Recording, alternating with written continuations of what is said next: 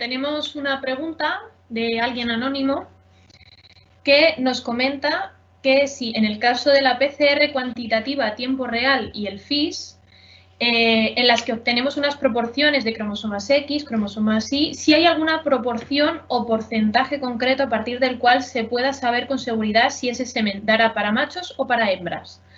O la probabilidad de un sexo u otro está directamente relacionada con una proporción. Bueno, aquí tener en cuenta... Espera, nos ponemos los dos. Vale. Nos ponemos aquí los dos para ir contestando las preguntas. En el caso, siempre se establecen proporciones regulares sobre un 100%, es decir, en función del 100%, el mayor rango, el mayor porcentaje de presencia de cromosoma X o de cromosoma Y se obtiene como resultado para obtener una pequeña fiabilidad de ese procedimiento de sexado. También yo aquí quiero transmitir que realmente la PCR es una técnica bastante fiable, muy específica, muy sensible, pero tener en cuenta que nosotros establecemos una proporción del eyaculado completo, es decir, a lo mejor utilizamos una muestra o una pajuela, entonces siempre los resultados no van a ser del todo homogéneos, es decir, hablábamos de que las distintas técnicas que utilizábamos para testar, para controlar ese sexado, podrían determinarnos esa eficacia que habíamos desarrollado en el sexado, pero siempre una técnica in vivo nos va a dar un 100% de resultados.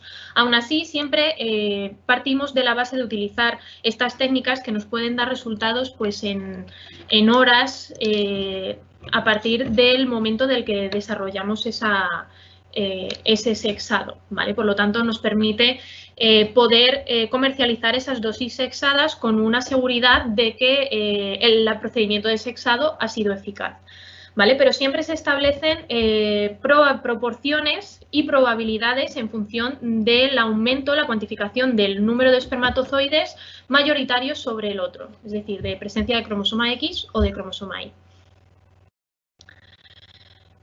Bien, no sé si hemos respondido a la pregunta. Estamos aquí conectados al chat para ver si tenéis alguna otra pregunta. Vale. ¿Qué diferencias te refieres entre el FIS y la PCR cuantitativa? Ten en cuenta que son técnicas ambas perfectamente fiables, perfectamente factibles de utilizar, pero como he comentado antes, la hibridación in situ es una técnica bastante más cara y requiere de mayor cantidad de tiempo para desarrollar esa cuantificación, porque realmente la cuantificación con el FIS la podemos llegar a hacer de manera manual, cosa que la PCR cuantitativa ya nos la ejerce el propio termociclador.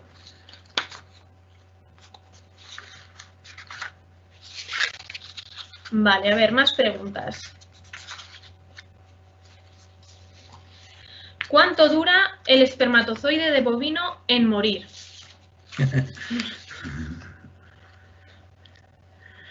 Bueno, yo me atrevo a contestarte, ¿eh? Pues va a depender un poco de las condiciones en las que se encuentre, ¿eh? Como es obvio, estarás pensando como que estoy buscando una salida para contestarte, ¿no?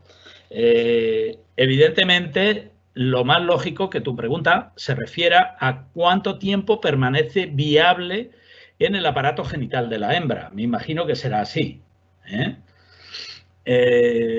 Si te refieres desde que le sacamos y le dejamos en un porta en el laboratorio, pues es probable que si hemos hecho una dilución en la que hay una serie de componentes que pueden servir de nutrientes para el espermatozoide, es posible que vayas a los 2 días y todavía se muevan. Por lo tanto, pero eso no significa que el espermatozoide sea viable para fecundar, ¿de acuerdo?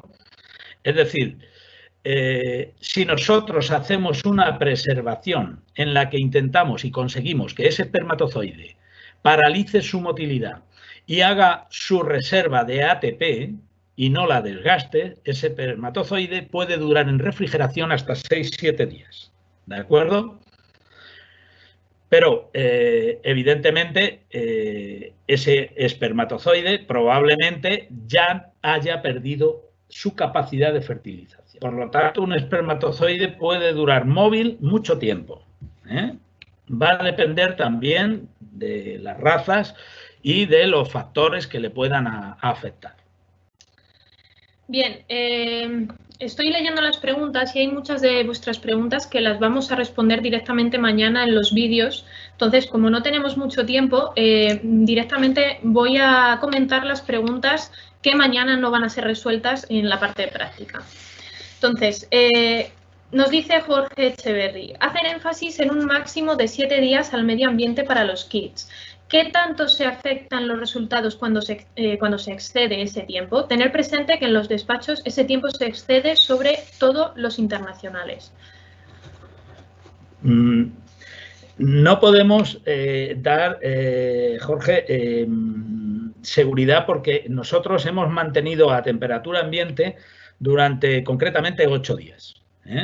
Entonces, si el transporte se excede normalmente de 7 días, lo único que hemos podido observar es que se pierde la transparencia del producto. Una vez que se ha perdido la transparencia del producto, ese producto no es conveniente usarlo. Ahora, cuando hay transparencia, va a haber, seguro, va a haber efectividad. ¿Vale?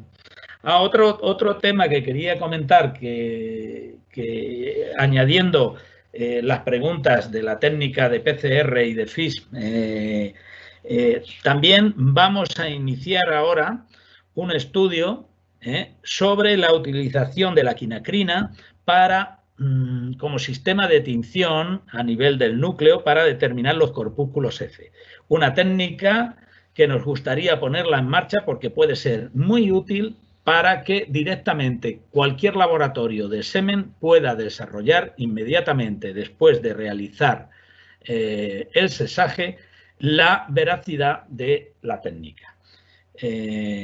Tenemos el comienzo de todo esto, ya hemos pedido todo, tenemos todo en marcha y esperemos que antes del verano tengamos resultados con respecto a este sistema. Bien, tenemos otra pregunta de Humberto. Pregunta si estas técnicas se podrían desarrollar y aplicar en mamíferos salvajes. Bueno, eso es curioso porque, bueno, tenemos un compañero veterinario en México que está desarrollando pruebas en ciervos.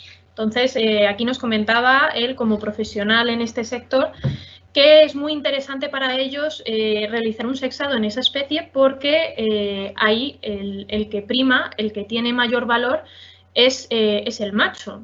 Entonces, bueno, nosotros le comentamos que no teníamos experiencia en ese tipo de especies, pero efectivamente le aportamos el material y le dimos las instrucciones para que desarrollara la metodología. Y nos ha comentado hace unos pocos meses los resultados y la verdad es que son bastante buenos. Y bueno, esperamos que siga continuando con esas investigaciones y nos vaya pudiendo aportar más datos con respecto a estas especies. Vale, vamos a ver más preguntas. ¿Los datos de la motilidad progresiva se han medido en una valoración post-descongelación? No, Ana. Los datos que se han establecido es directamente en semen fresco y posteriormente al procesado con Chromatic Sex, es decir, continúa siendo semen fresco, ¿vale? Ese estudio se ha desarrollado únicamente en semen fresco. Siempre la calidad del eyaculado posterior a la congelación, eso lo va a determinar el procedimiento de congelación. Siempre hay unas variables que nos van a reducir, es decir, siempre va a haber un porcentaje de espermatozoides que se mueren durante el proceso de criopreservación. Entonces, lo que nos interesaba estudiar era si realmente había una variación tras procesar ese semen con el Chromatic Sex. Vale, experiencias con el semen procesado post-congelamiento.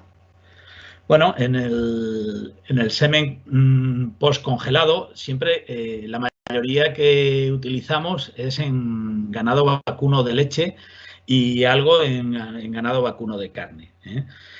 Normalmente siempre se congela todo. sobre todo en el de leche. ¿Por qué? Porque el de leche nosotros no hacemos las inseminaciones. Vienen de las granjas, se llevan el semen y lo que sí estamos pendientes un poco de los resultados. Hemos estado pendientes de los resultados. Y bueno, pues hoy ya los ganaderos que tenemos nosotros de nuestro entorno, ellos, precisamente hace 2 meses nos acaba de llegar otro semental, concretamente de Holstein, y todo va enfocado a producir dosis de semen sexadas, y todas congeladas. Todo se maneja con congeladas. Nosotros normalmente en el semen congelado solemos obtener aproximadamente entre 30 y máximo de 40 dosis. Y de estas 30 o 40 dosis, por norma general, siempre hay aproximadamente unos 20 millones de espermatozoides por dosis. Por lo tanto, se está utilizando para inseminar vacas y no solamente para inseminar novillas, sino para inseminar vacas. Incluso, os diría, algunas se han utilizado para inseminar vacas con problemas de preñez. Es decir, vacas repetidoras. Vale, en el sexado en bovino, cuando lo han utilizado, ¿cuánto es el porcentaje de preñez con una pajilla de este semen sexado y cuánto es la eficacia en el sexado? En preñar en vacas es normal. Bueno, aquí en Talavera, que es la zona donde estamos nosotros, que es la zona centro de España, pues norma general, con la gente que normalmente utilizan los sistemas GPG. ¿Por qué? Porque es una metodología muy válida para el desarrollo del inicio de la actividad reproductiva antes de que se acaben los días abiertos, ¿vale? Por lo tanto, por norma general, los sistemas GPG, los resultados oscilan entre un 20 y un 20 y tantos % de preñez. Bueno, pues con el semen sexado ha habido granjas que hemos subido en un 1,2 y un 1,5 los porcentajes de preñez, que con un sistema GPG es, y sobre todo en vacas de producción de unas medias próximas o por encima de los 40 litros, son aceptables. Bien, nos preguntan que si el producto se puede utilizar en condiciones de campo. Bueno, pues precisamente esta forma de utilizar, mañana lo vais a poder observar en los vídeos que tenemos preparados. Y esto, evidentemente, se puede utilizar perfectamente a nivel de campo y es más, la técnica está enfocada a que sea desarrollada por técnicos veterinarios o por veterinarios y controlada directamente por veterinarios. Es decir, no son técnicas para que las usen supercentros ni nada de eso. Es decir, que la pueden utilizar, evidentemente, pero está enfocado concretamente, precisamente, para que sea el veterinario el que valore todo el proceso del sexaje. ¿Por qué? Porque yo me he encontrado toros en concreto, ahora tengo pendiente un animal que nos acaba de llegar concretamente hace 3 días a nuestro centro y evidentemente habrá que preparar dosis sexadas. Pues bueno, aquí hemos tenido concretamente un toro limusín que fue campeón de campeones y no hubo manera de sexarle. Es decir, aplicamos las formas, las diferentes formas de centrifugación, cambiamos los porcentajes de los filtros, hicimos todo lo que estaba y no hubo forma de sexarle. Sin embargo, ha habido otros animales que nos han sexado prácticamente casi el 100%, sobre todo de Holstein. Por lo tanto, nosotros como técnicos sabemos que esta técnica lleva un componente de filtros citocrómicos adaptados para esta raza en concreto, pero luego además hay factores que van a influir y va a ser el número de Gs que apliquemos, la temperatura a la que estamos desarrollando el proceso de separación, el tiempo que demos a el proceso de separación. Es decir, hay una serie de parámetros que en muchas ocasiones tendremos que variar porque no conseguimos, por ejemplo, una separación perfecta y a lo mejor es cuestión de bajar el tiempo o de subirle, ¿vale? O de bajar la temperatura o de subirla. Nosotros damos unas indicaciones más o menos estándar, pero luego es posible que haya animales muy concretos que quieran o que tengan que aplicarse pequeñas alteraciones al proceso que está estipulado. Bien. A ver, una pregunta de Leonardo que nos dice si se ha logrado determinar en caprinos por qué animales jóvenes generan más crías macho y a medida que se vuelven más viejos los reproductores dan crías hembras.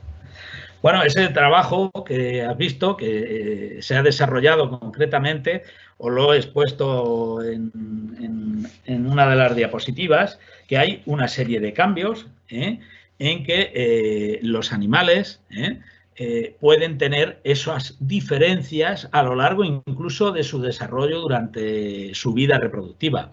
Y esto se debe a que son muchos los factores que pueden alterar este proceso. Fijaros, hasta desde las condiciones del pH que puedan tener las hembras, hasta las condiciones a nivel de la espermatogénesis.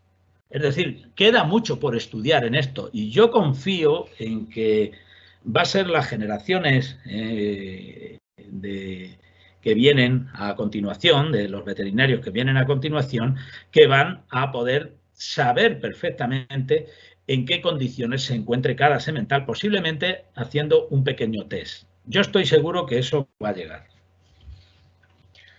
Bien, nos pregunta Francisco Crespo, porcentajes de eficacia del sexado promedio en la técnica en ovino. ¿Tenéis experiencia en raza SAF? Concretamente, el estudio que hemos presentado de la detección del sexo en embriones tras realizar una biopsia fue realizado en ovinos de raza SAF. Se realizó protocolos de superovulación en determinadas donantes y se realizó una técnica de OPU para recogida de esos ovocitos y esos ovocitos se fertilizaron in vitro. Y tras la obtención de embriones en fase de blastocisto fue cuando se desarrolló toda esta técnica de biopsia y bueno, se vieron porcentajes bastante favorables, es decir, vimos que prácticamente el 90% de esos embriones salieron hembras. Después, en ese mismo procedimiento se realizó una PCR cuantitativa para valorar las proporciones con respecto de cromosomas, contenido en cromosomas X sobre cromosomas Y, y vimos que, bueno, que estaba en un 70-75% de proporción con respecto a esto. Hay variaciones en diferentes razas, pero en concreto en la raza SAF tuvimos bastantes buenos resultados. Vale. Habéis comentado la mejora cualitativa del semen tras la aplicación de la técnica. Entiendo que esto supone una pérdida cuantitativa. ¿Podéis cuantificar esta pérdida? Bueno, ya has oído, por ejemplo, un semental que en condiciones normales en un bovino nos puede dar 300 dosis, evidentemente se nos queda en aproximadamente 40 dosis. ¿Por qué? Porque no se separa totalmente el grupo completo del eyaculado. Nosotros vais a ver mañana cómo probablemente si usáramos el eyaculado completo, evidentemente saldría una mayor separación espermática, un mayor número de dosis. Pero tendríamos que utilizar concretamente, a lo mejor, bueno, pues 2 kits en concreto para desarrollarlo. Tener en cuenta que como máximo se admite una separación de aproximadamente 2 mililitros con una concentración de 800 millones de espermatozoides por mililitro. Por encima de esto no se puede hacer una separación adecuada. Esto, evidentemente, dificulta un poco la cantidad de espermatozoides que nosotros tenemos que añadir al sexaje. ¿De acuerdo? Evidentemente, esto se puede aumentar, pero habría que hacer las pruebas en diferentes tubos de ensayo de mayor tamaño y de mayor placa de separación de los filtros, ¿vale? Es decir, que mañana cuando veáis los vídeos, veréis que todo se está haciendo en tubos de ensayo y fijaros que vais a ver especies, no solamente en el caso del bovino, que es muy fácil, que tenemos que hacer concentración espermática. ¿Por qué? Porque en el caso del caballo la producción el volumen del eyaculado está por encima de los 60.000 litros, ¿de acuerdo? Por lo tanto, hay que hacer concentración espermática para dejar aproximadamente 800 millones por mililitro y como máximo 2 mililitros para realizar la separación espermática. Bien, pues parece que no tenemos más preguntas en principio. Hay algunas que se han quedado sin contestar, pero ya os digo, han sido por el hecho de que mañana en los vídeos se van a responder todas esas dudas que os han surgido con respecto a la utilización de los filtros.